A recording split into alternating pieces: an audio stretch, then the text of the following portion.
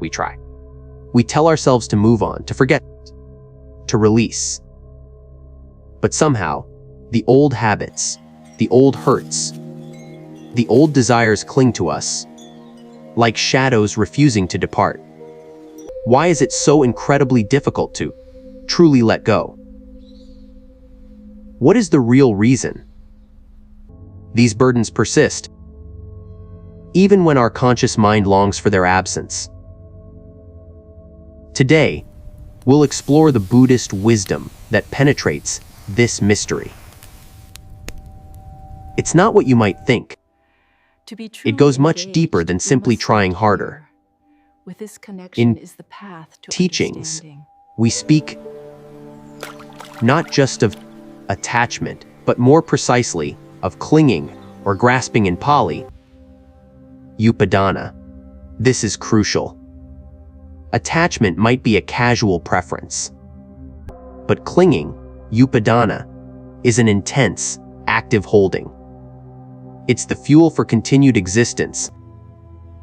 For the cycle of suffering, the Buddha taught that there are 4 kinds of clinging. But the most fundamental, the one that underpins all others, is the clinging to the I and mine. We cling to the idea of a solid, permanent self, a separate entity that owns thoughts, feelings, and experiences. This is me. This is mine. It is this deeply ingrained belief in a self that gives rise to the desperate need to hold on to things for that self.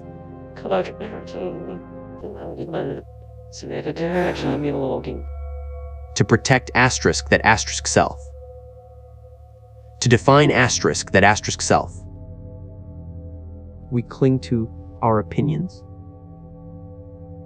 our memorable possessions, our relationships, even our suffering, because in some way, they make me feel real, significant, existing. This illusion of a separate, permanent self is the real reason letting go is so hard. Because if I let go, what happens to me? But the Buddha taught that the self is not a fixed entity. It's a dynamic process, a stream of ever-changing phenomena, devoid of an inherent, unchanging core. This understanding, called anatta, or non-self, doesn't mean you don't exist. It means you are not what you think. You are. Reminder of the impermanence of all You are far more fluid, interconnected. When we cling, we are trying to hold on to something that, by its very nature, is always changing, always moving. Like grasping water, it slips through our fingers. The suffering we experience from not being able to let go is precisely because we are fighting the fundamental nature of reality, impermanence. So, the real reason we can't let go isn't a lack of willpower, but a misunderstanding of what we are holding on to, and who is doing the holding.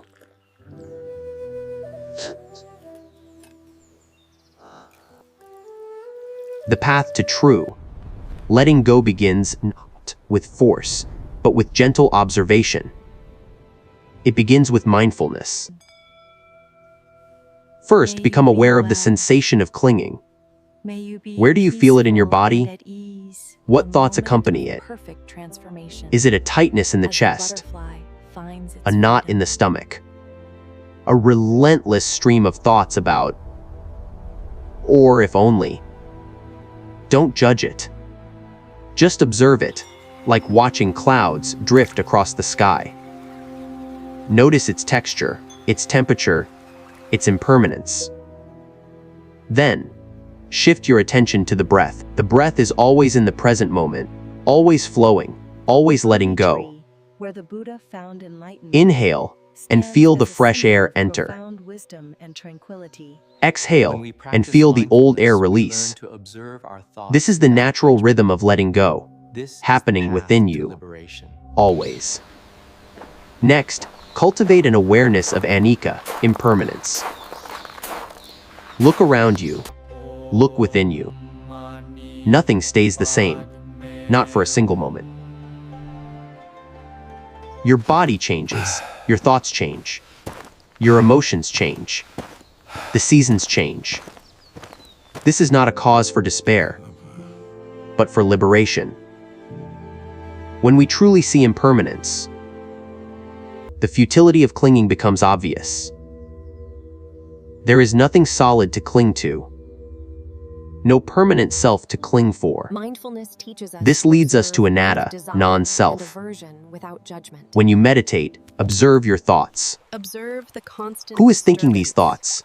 The subtle unease Is there a that fixed lies thinker beneath the behind them? surface of our awareness. Or are thoughts simply arising and passing, like sounds in the air, without a permanent owner?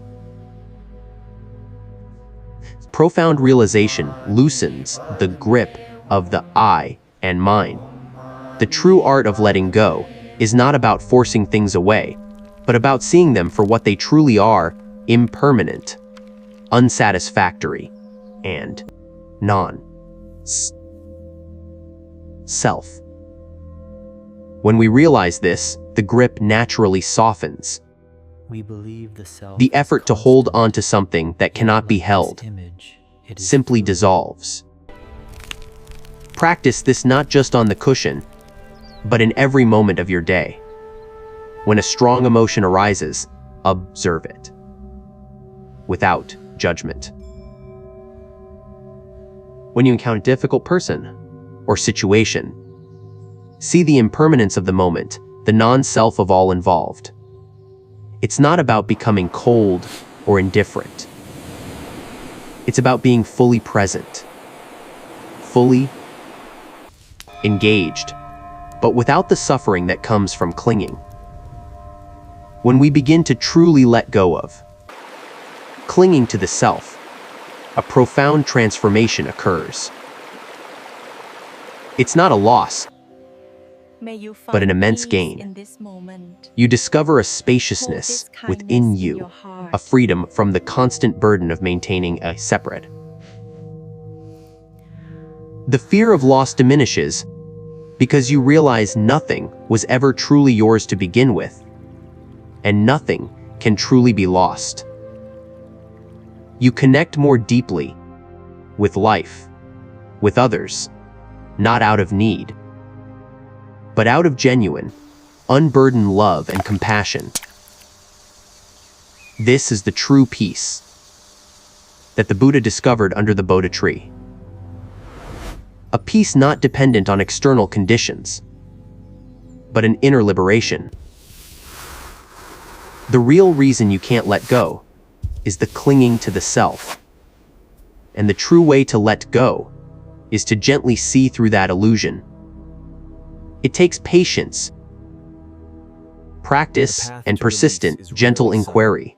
It requires gentle But the freedom it brings is beyond measure. strand by strand. May your journey of seeing clearly, of letting go, be filled with peace, wisdom, and boundless compassion for yourself and all. Think of a heavy backpack you carry daily. Each failed attempt to let go feels like adding another stone to it. We often believe that letting go means abandoning something or someone. This misunderstanding creates immense resistance. The Buddha didn't ask us to abandon. He asked us to understand, to see clearly, penetrate deeply, the nature of our experience. Clinging is a reaction to our desires and aversions. We desire pleasure, so we cling to it. We avert pain, so we cling to avoid it. This constant push and pull creates internal friction, a state of unease we call dukkha, suffering. The clinging to views and opinions is another powerful form. My truth is the only truth. This creates division and conflict. And the clinging to rites and rituals, believing they alone lead to purity or salvation, can lead to rigid dogma. But all these forms of clinging ultimately stem from the first, the clinging to the illusion of a separate self. Imagine trying to hold on to a dream. The harder you try, the faster it fades upon waking. Our ego self is like that dream. It's a construct, a story we tell ourselves to navigate the world. But it's not ultimately real. This realization isn't meant to diminish your value, but to liberate you from the endless striving and suffering tied to a frau. Imagine self. So, how do we begin to dismantle this deep-seated clinging? With the practice of deep inquiry, of vipassana, or insight meditation. Sit in stillness. Observe the rising and falling of your breath. As thoughts and feelings arise, simply note them. Notice their impermanence. A thought appears, stays for a moment, then vanishes. An emotion arises, crests, and then subsides. Ask yourself, who is experiencing this thought? Who is feeling The this dance emotion? of regeneration is constant. Seek out the owner. You may find no fixed self there, just the process of thinking, the process of feeling, occurring without a central director. This isn't an intellectual exercise alone. It's an experiential understanding that liberates.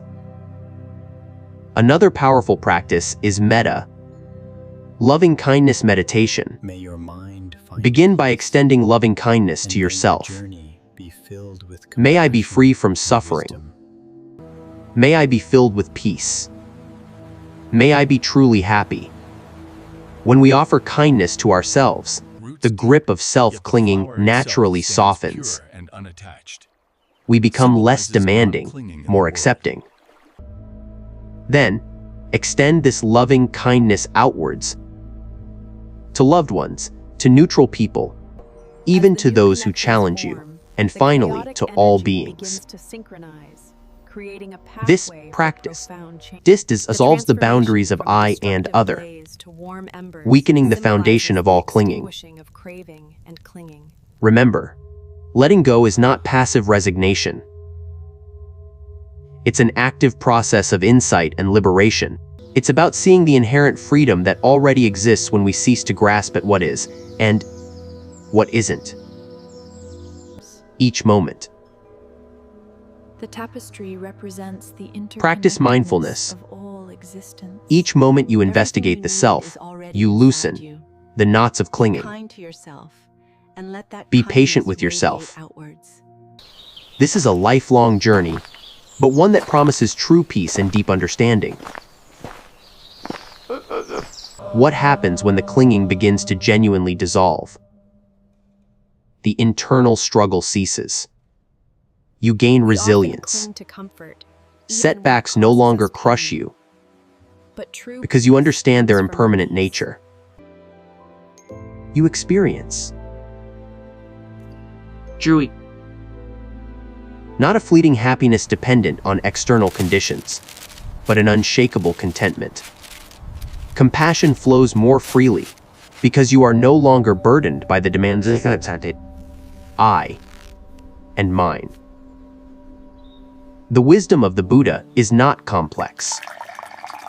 It is profoundly simple, revealing what is already here: freedom.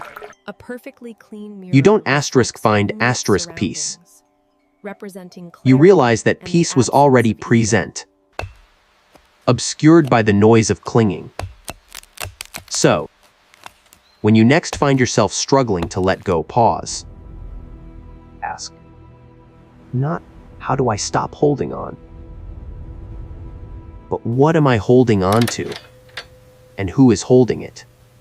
And with gentle inquiry, with mindful observation, the understanding will arise. And with understanding comes the true letting go. When we look with May your deep heart be care, open, your mind we clear, find that peace and is your path already illuminated present by the within us. wisdom of the Dharma. The weight of what was or what should be often anchor us to a past It represents non-reaction that and inner stability. no longer exists, or a future that may never arrive. This constant mental replaying. This yearning is a form of clinging to mental formations, to sankaras.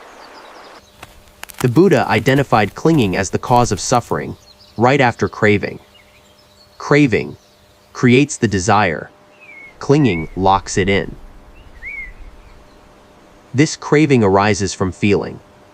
We feel pleasure, we crave more. We feel pain, we crave its absence. This entire chain, from feeling to craving to clinging, is fueled by ignorance, the ignorance of anatta, of non-self. We believe there's a permanent I that needs to be satisfied, protected, defined. This illusion is where the problem truly lies. When we cling to sense pleasures, sights, sounds, smells, tastes, touches, we are seeking lasting satisfaction where none can be found. Each experience, however delightful, is subject to change. It arises, it passes away. Clinging extends its stay, and with it, the potential for suffering. The antidote is to truly see, with bare attention, that all phenomena are marked by anicca, dukkha, and anatta. This isn't intellectual knowledge, it's deep, intuitive insight. It comes through sustained meditation and mindfulness. A daily practice of mindful body scanning can reveal the impermanence of physical sensations. Notice how a tingling sensation arises, intensifies, and then Everything is fades. subject to change. How a warmth appears, then shifts. This is direct experience of anicca. There is no solid body to cling to, only an ever-changing process. When thoughts arise, visualize them as clouds passing. Everything you need is already inside Don't you. grab onto them, don't Be follow kind to them. yourself, and let that Just kindness see them radiate appear and outwards. disappear. This practice weakens the clinging to mental formations, to sankaras, releasing you from their hold. Also, cultivate karuna, compassion. Observe the cycle of growth and decay. When you see others A vivid suffering, reminder of or honesty, yourself suffering the from impermanence clinging, of all things conditioned. offer kindness. May all beings be free from suffering. May all beings be free from clinging. This expands your sense of self, beyond the narrow confines of ego, dissolving the us, vis, them mentality that fuels so much clinging. The real letting go is not about detachment from the world, but non-clinging within it. Engaging fully, but without grasping, like a skilled dancer, you move with life, not against it. Gracefully, freely, aware of every step, but holding on to none. This practice is revolutionary. It rewires the deepest patterns of our mind, freeing us from conditioned responses. The fruit of this practice is nirvana, not a distant heaven, but the extinguishing of craving, clinging, and suffering right here, right now. It is the profound peace of a mind utterly free from the need to grasp, to hold, to possess. This freedom allows you to truly engage with life, not as a separate entity, but as an integral part of the whole. The self dissolves not into nothingness, but into the vast, interconnected tapestry of existence. This is the real reason we can't let go, and the profound liberation that awaits when we truly understand. Let us carry this wisdom into our lives, day by day, breath by breath. May all beings be well, be happy, and be free from suffering. Often, we grasp at what brings us comfort, even if that comfort is ultimately fleeting or harmful. We convince ourselves that we need this thing, this person, this idea, to be whole, to be happy. This is a core aspect of our conditioned mind. the habit of identifying with and craving after transient phenomena. The Buddha offered the path to unbind ourselves from these habits, not by force, but by awakening to reality. The feeling of not enough, or something is missing, is a direct result of clinging to an ideal self or ideal circumstance. But when we see the anatta, that there is no fixed me to be completed, the need for external completion dissolves. This understanding is profound, for it cuts to the root of our suffering, which is the self-centered view. The self is not a problem to be solved, but an illusion to be seen through. And seeing through it is the ultimate letting go. To practice this, cultivate equanimity, upaka. This is balance in the face of all things, pleasant or unpleasant. When praise comes, do not cling to it. When blame comes, do not push it away. See them both as transient, without a lasting self to be affected. This doesn't mean you don't care. It means you care without clinging, without allowing externals to disturb your inner peace.